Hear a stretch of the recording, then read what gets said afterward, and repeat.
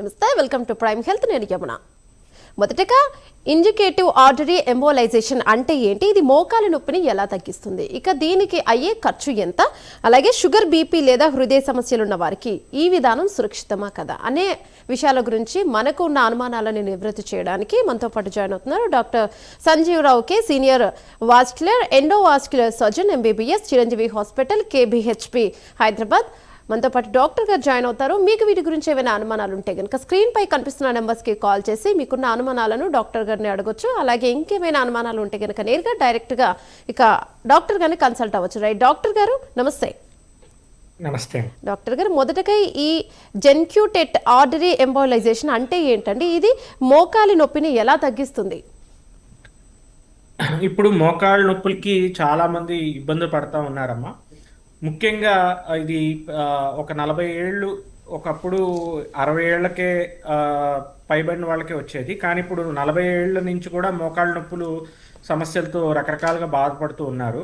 So early స్టేజెస్లోనే early arthritis అనేది develop అవుతుంది ప్రజల్లో. సో దీనికి పలు కారణాలు, రకరకాల కారణాలు ఉన్నాయి. మన లైఫ్ స్టైల్ కానీ, లేకపోతే ఊబకాయం కానీ, ఇంకా ఇతర కారణాలు, కొన్ని ఇంజరీస్ అవటం కానీ, ఇలాంటి రకరకాల కారణాలు ఉంటున్నాయి మన మోకాలకి. లేకపోతే డైటరీగా కాల్షియం కానీ, విటమిన్ డి లోపాలు కానీ, ఇవన్నీ కూడా అరుగుదల ఇంకా ఎర్లీగా అవడానికి కారణాలు అవుతున్నాయి. సో ఇలాంటి కారణాలు ఉన్నప్పుడు ఇదివరకు ఈ పెద్దవాళ్ళలోనే ఈ మోకాళ్ళ నొప్పులు ఉండడం వల్ల వాళ్ళకి అడ్వాన్స్ స్టేజ్లో మోకాళ్ళ మార్పిడి అనేది చేయడం జరిగేది. సో ఇది అందరికీ తెలుసు. నీ రీప్లేస్మెంట్ అనేది చేస్తున్నారు.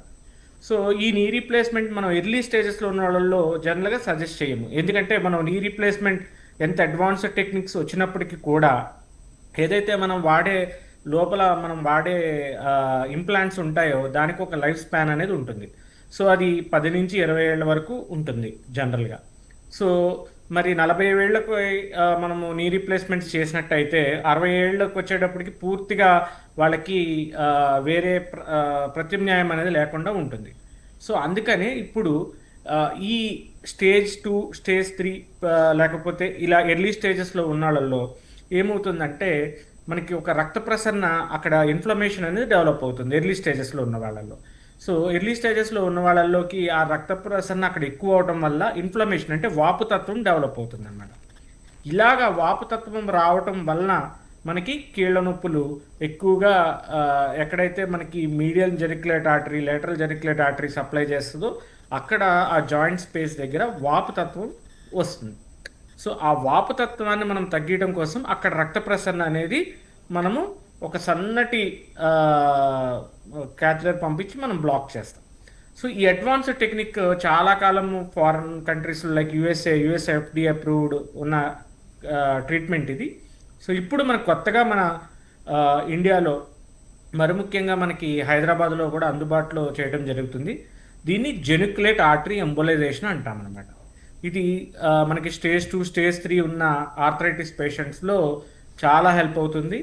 సో ఇది ఏం చేస్తుందంటే మనకి నడుస్తున్నప్పుడు వచ్చే కాళ్ళ నొప్పులకి కారణమైన కీళ్ళ వాపుని తగ్గిస్తుంది అన్నమాట. దీన్ని తగ్గించడం ద్వారా మనకి ఆ నొప్పి అయితే పేషెంట్కి రిలీఫ్ అవుతుంది. సో ఆయన మళ్ళా చక్కగా వాకింగ్ అది చేసుకోవచ్చు. ఈ ప్రొసీజర్ చేయించుకునేది వెరీ డే కేర్. ఇది కోత కుట్లు ఉండేది మేజర్ ప్రొసీజర్ లాగా ఏమి ఉండదు కాబట్టి వాళ్ళు డే కేర్లోనే, అంటే పొద్దున్న వస్తే మళ్ళీ చేయించుకొని సాయంత్రం కూడా వెళ్ళిపోవచ్చు. అలాంటి అడ్వాన్స్డ్ ప్రొసీజర్ ఈ జెనిక్యులేట్ ఆర్టరీ ఎంబోలైజేషన్ అనమాట. దీని గురించి ప్రజల్లో అవగాహన చాలా తక్కువ ఉంది. సో ఇది చాలా ఉపయోగపడే ప్రక్రియ అని కూడా మనం చెప్పుకోవచ్చు. డాక్టర్ గారు, అసలు ఈ చికిత్సకు సరైన రోగులు ఎవరు, వారిని మీరు ఎలా గుర్తిస్తారు, ఎలా గుర్తించవచ్చు అని చెప్పుకోవచ్చు? అవునమ్మా, ఈ చికిత్సకి ఇప్పుడే మనం డిస్కస్ చేసినట్టు అందరిలోనూ దీన్ని మనం జెనిక్యులేట్ ఆర్టరీ ఎంబోలైజేషన్ చేద్దామని కాదమ్మా. ఆల్రెడీ అడ్వాన్స్డ్ స్టేజెస్ మనకి స్టేజ్లో ఉన్న వాళ్ళకి నీ రీప్లేస్మెంటే మార్గం. So early stages, stage 2, stage 3, stage 1, stage 2 వీళ్ళల్లో ఏంటంటే మనకి ఈ జెనిక్యులేట్ ఆర్టరీ ఎంబోలైజేషన్ అనే ప్రక్రియ చాలా బాగా పనిచేస్తుంది. దీనిలో ఏం చేస్తామంటే మనకి స్పెసిఫిక్గా ఎక్కడైతే ఈ వాపుకు కారణమైన రక్తనాళాన్ని బ్లాక్ చేయటం వల్ల చక్కగా వాళ్ళు నడవటం అనేది చేసుకోవచ్చు. మేము పేషెంట్ ముందు వచ్చినప్పుడు మా ఆర్థోపెడిక్ టీము మేము కలిపి చూస్తాము. సో మా నీ రీప్లేస్మెంట్ సర్జన్ మనకి మన చిరంజీవి హాస్పిటల్లో అందుబాటులో ఉంటారు, వంశీకృష్ణ గారు, డాక్టర్ వంశీకృష్ణ గారు. సో ఆయన పర్యవేక్షణలో మనకి ఫస్ట్ ఎవాల్యుయేషన్ అనేది జరుగుతుంది. సో అడ్వాన్స్డ్ స్టేజెస్ ఉన్నట్టయితే మనకి స్పెషలైజ్డ్ రోబోటిక్ కానీ నార్మల్ నీ రీప్లేస్మెంట్ కానీ చేయడం జరుగుతుంది. సో ఆ స్టేజెస్లో ఉన్న వాళ్ళకి, ఎర్లీ స్టేజెస్లో ఎవరైతే ఉన్నారో వాళ్ళకి ఈ ప్రొసీజర్ అంటే ఈ రిప్లేస్మెంట్స్కి చేయకుండా మనం కాపాడడం కొరకు ఈ నీ పెయిన్కి అనేది చాలా సులువు, చిన్న సూత్తోనే చేసే టెక్నిక్కే ఈ జెనిక్యులేట్ ఆర్టరీ ఎంబోలైజేషన్. ఇప్పుడు స్పెసిఫిక్గా మనం చెప్పుకోవాలంటే చిన్న వయసు ఉన్న వాళ్ళల్లో, ఎర్లీ స్టేజెస్ ఆఫ్ ఆర్థరైటిస్లో ఉన్న వాళ్ళల్లో, కొంతమందిలో high risk patient for anaesthesia అంటే పెద్ద సర్జరీ చేస్తే వాళ్ళకి ప్రమాదం అని ఎవరిలో అయితే అంటామో వాళ్ళల్లో, ఇవన్నీ వీళ్ళల్లో మనం ఈ జెనిక్యులేట్ ఆర్టరీ ఎంబోలైజేషన్ అనేది చేసుకుంటే చాలా ఉపయోగం ఉంటుందని మనం చెప్పుకోవచ్చు. డాక్టర్ గారు ఒక కాలర్ లైన్ లో ఉన్నారు, మాట్లాడతాం. హలో, నమస్తే అండి, నా పేరు రాజశేఖర్ అండి. నమస్తే డాక్టర్ గారు నమస్కారం అండి. నమస్కారం. అయితే కీళ్ల నొప్పికి కీళ్ల వాతానికి తేడా ఉంటుంది కదండి. అయితే ఈ ఈ ప్రధాన కారణం దేని వల్ల వస్తాయి? అయితే ఒకటి నేను చెప్పేది ఏంటంటే, దురలవాట్లు ఎటువంటి లేని వాళ్ళకి వీటి నుంచి మంచి ఆహార అలవాట్లతో పాటు వీటిని ఏ విధంగా ఎదుర్కోగలుగుతాం ఒకటి.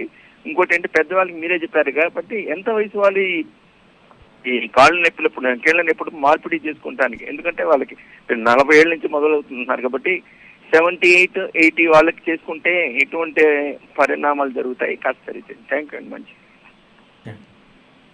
యాక్చువల్గా ఫస్ట్ మనము ఎవరిలో అయితే మనం ఈ కీళ్ళ నొప్పులు రావడానికి చాలా మంచి ప్రశ్న అడిగారు ఆయన. మనం ఎలా అవాయిడ్ చేసుకునే అనేది చాలా ఇంపార్టెంట్ అండి. అంటే మనం ఎర్లీగానే ఎక్సర్సైజెస్ అనేది మనం చేసుకుంటూ ఉండాలి. నీ స్ట్రెంగ్థనింగ్ ఎక్సర్సైజెస్ అనేది మనం చేసుకుంటూ ఉండాలి. సో అది కాకుండా మనము డైటరీ హ్యాబిట్స్ లైక్ స్మోకింగ్ ఇలాంటివన్నీ కూడా లేకుండా చూసుకోవాలి. షుగర్ ఉన్న వాళ్ళు షుగర్ కంట్రోల్లో ఉంచుకోవాలి. ఇంకోటి డైట్లో కూడా మనము కాల్షియం మంచిగా ఉన్న ఫుడ్ హ్యాబిట్స్ తీసుకుంటాము, లేకపోతే హెల్దీ లీఫీ వెజిటేబుల్స్, మిల్క్ ఇలాంటివన్నీ కూడా తీసుకున్నట్టయితే మనకి ఈ బోన్ సమస్యలు అనేవి మన కీళ్ళు అరిగిపోవడం అనేది రాకుండా ఉంటుంది. సో కొంతమందిలో అయినప్పటికి కూడా కొన్ని కండిషన్స్లో తప్పనిసరిగా వచ్చేది ఉంటుంది. లైక్ ఇందాక మనం అనుకున్నట్టు ఒబేసిటీ, అది పేషెంట్ ఆల్రెడీ లావు ఉంటారు పాపం, వాళ్ళు పని చేసుకుంటున్నప్పుడు కీళ్ళు అరగకుండా ఉండడం అనేది జరగదు. సో ఇలాంటి సందర్భాల్లో కొన్ని మనం ఎన్ని జాగ్రత్తలు తీసుకున్నప్పుడు కూడా కీళ్ళ అరుగుదల అనేది డెఫినెట్గా చూస్తాం. ఈ ఆస్టియోఆర్థరైటిస్ మనం చూసినప్పుడు మనము ఎవరిలో చేసుకోవచ్చు అనే దానికి మాట్లాడుకుంటే, ఇందాక ఆయన చెప్తున్నట్టు 70-80 వేళల్లో అయితే మనకి అందరిలో ఎనస్థీషియాకి తట్టుకునే శక్తి ఉండదు. ఎందుకంటే ఆల్రెడీ కార్డియాక్ ఇష్యూస్ డెవలప్ అవుతాయి ఆ ఏజ్లో. ఎనస్థీషియా పూర్తిగా ఇచ్చినట్టయితే ప్రమాదం అయ్యే ఛాన్సెస్ ఉంటాయి. అలాంటి వాళ్ళల్లో మనము ఈ జెనిక్యులేట్ ఆర్టరీ ఎంబోలైజేషన్ లోకల్ ఎనస్థీషియా చిన్న సూత్తో చేసేదే కాబట్టి వాళ్ళకి చాలా సూటబుల్గా ఉంటుంది. వీళ్ళు కాకుండా ఎవరిలో అయితే మనం నీ రీప్లేస్మెంట్ అనేది పోస్ట్ పోన్ చేసుకోవాలి, అంటే ఇప్పుడు ఈ స్టేజ్లోనే మనం చేసుకోకుండా మనము తర్వాత రోజుల్లో మనము దీన్ని చేసుకోవాలి అని అనుకునే వాళ్ళల్లో ఈ జెనిక్యులేట్ ఆర్టరీ ఎంబోలైజేషన్ అనేది చాలా ఉపయోగకరంగా ఉంటుందండి. ఇది ఒక చిన్న సూత్తో వెళ్ళి మనకి స్పెసిఫిక్గా ఈ మోకాలు చుట్టూ ఏదైతే రక్త ప్రసరణ కారణమయ్యే జెనిక్యులేట్ ఆర్టరీ అంటాం.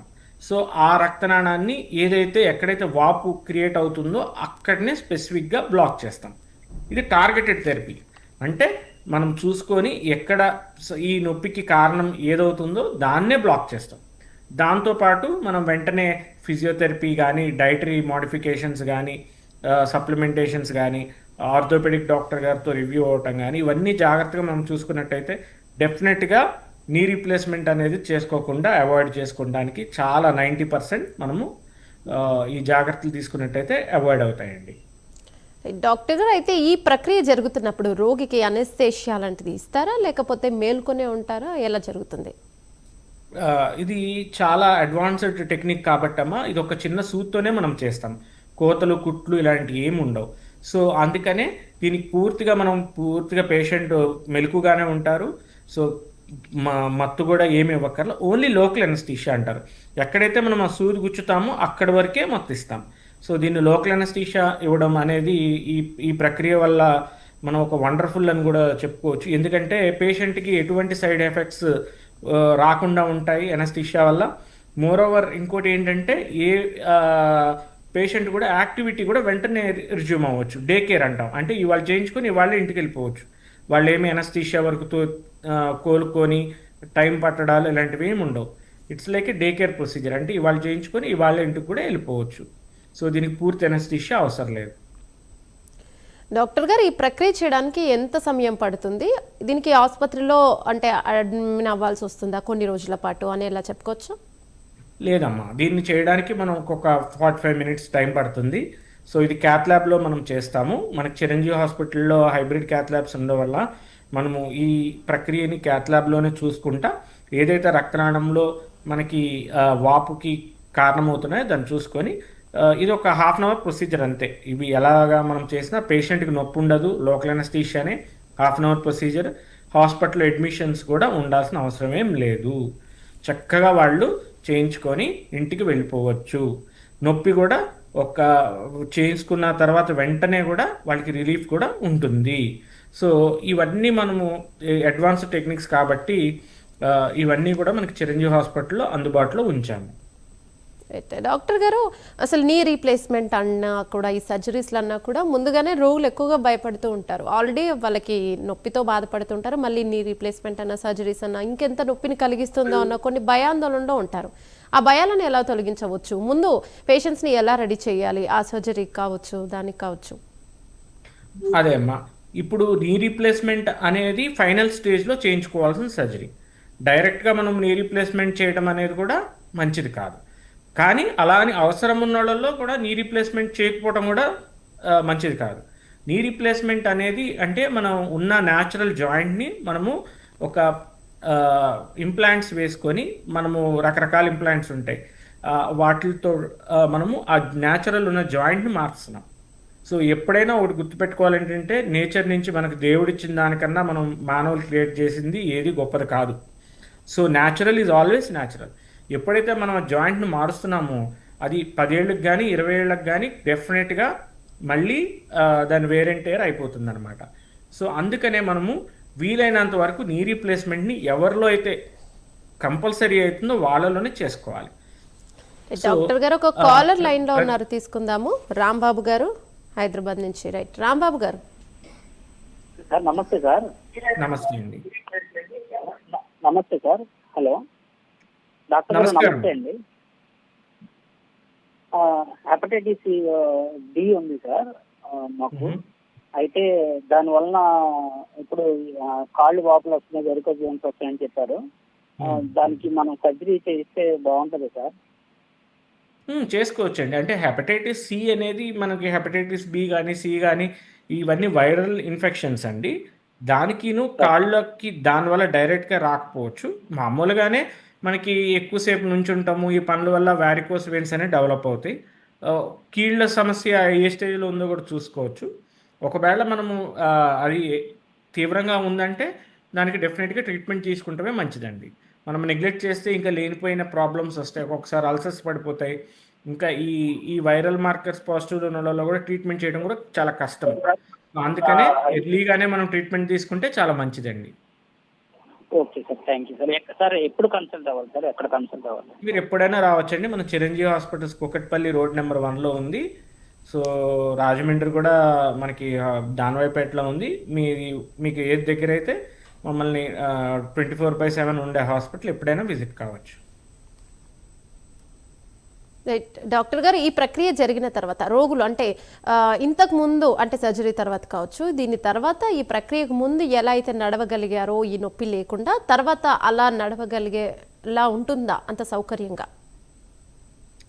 డెఫినెట్గా అమ్మా, అది అంతకు ముందులాగా కాదు, అంతకు ముందు కన్నా బెటర్గా ఉంటేనే మనం ప్రొసీజర్ చేస్తాం. సో అంతకు ముందులాగే నడుస్తుంటే ఇంకేంటి ఉపయోగం? కాదు కదా. సో ఎవరైతే నొప్పితో బాధపడుతున్నారో వాళ్ళ నొప్పిని కంప్లీట్గా తగ్గిపోయి నార్మల్గా నడవడానికి ఇది దోహదపడుతుంది.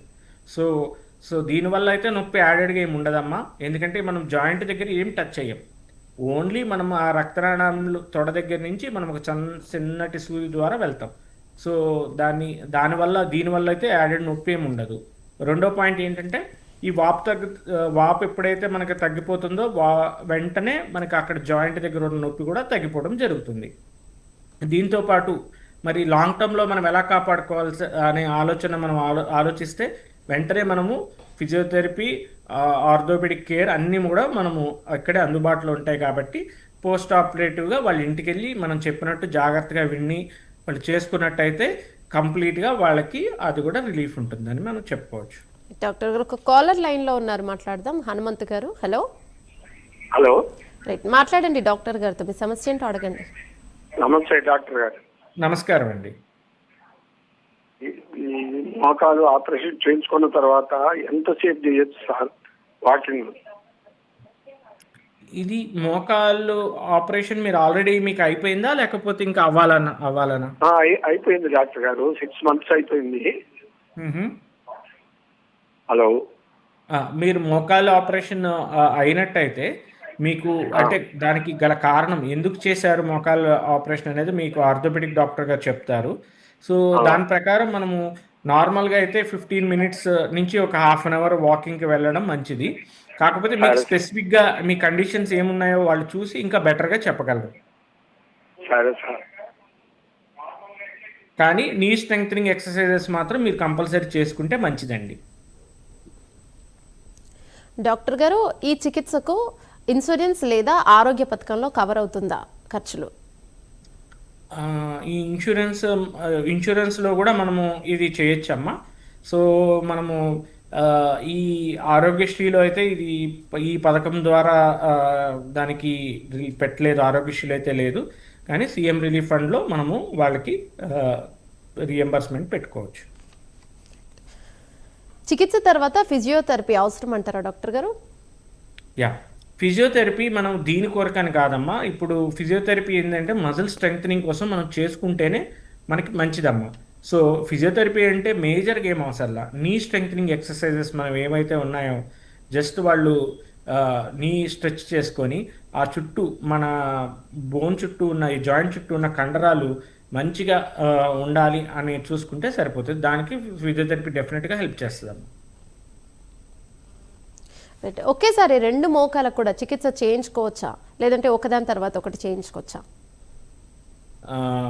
ఇది కూడా అంటే 2 కాళ్ళకు కూడా చేసుకోవచ్చమ్మా. దీనిలో ఏమీ ప్రమాదం ఏమి ఉండదు. ఎందుకంటే మనము స్పెసిఫిక్గా ఒక జాయింట్ మీద మనం భారం వేయటం కానీ అలాగేమి ఉండదు. యాక్చువల్గా నీ రీప్లేస్మెంట్సే మనం బయలేటరల్ ఒకేసారి చేస్తున్నారు. సో ఇది వెరీ చిన్న సూత్తో అయ్యేది కాబట్టి డెఫినెట్గా 2 కాళ్ళకు కూడా ఒకేసారి చేసుకోవచ్చు. డాక్టర్ గారు ఒక కాలర్ లైన్లో ఉన్నారు, మాట్లాడతాం. హలో హలో హలో, మీరు టీవీ వాల్యూమ్ మ్యూట్లో పెట్టాలండి, లేదంటే మీరు మాట్లాడేది అర్థం కాదు. Hello, right. డాక్టర్ గారు, నిజంగా నొప్పి తగ్గుతుందని రోగులు ఎప్పుడు నమ్ముతారు?